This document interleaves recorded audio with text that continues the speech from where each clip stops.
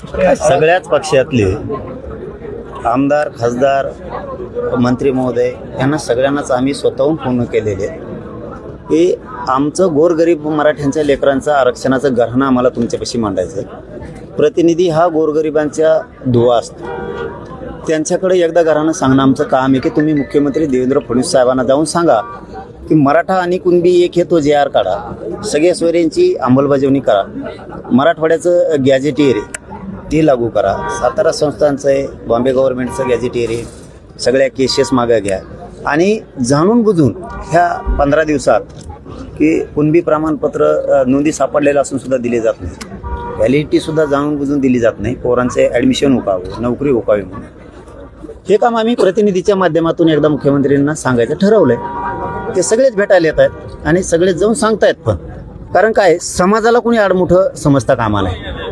कारण आता इतकं समजून सांगितलंय मुख्यमंत्र्यांना सगळ्या प्रतिनिधींनी, त्यांच्या पक्षाच्या पण आणि विरोधी पक्षाच्या पण, तरी ऐकत नाही म्हणल्याच्या नंतर 29 ऑगस्टला पहिल्यापेक्षा 5 पट लोक जास्त जाणार आहेत त्यावेळेस।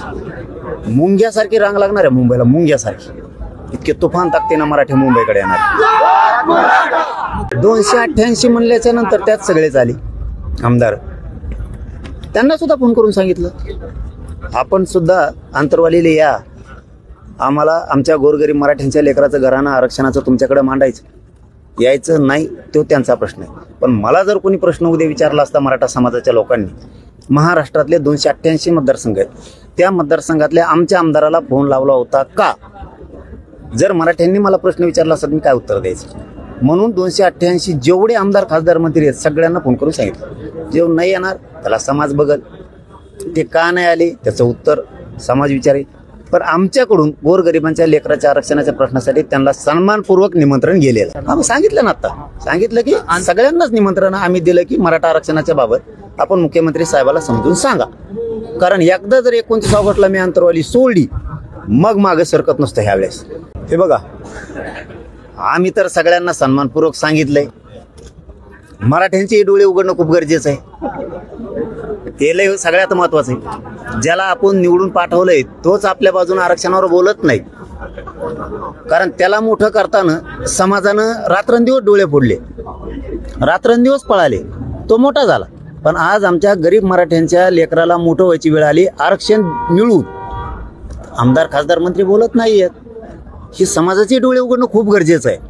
मी तर लढणार आहे, समाजही लढणार आहे, बरं आहे ना, पडू द्या जरा, ते समाजाच्या नजरेतून पडले पाहिजेत, कारण मराठ्याशिवाय सत्ता येऊ शकत नाही राज्यात कोणाची।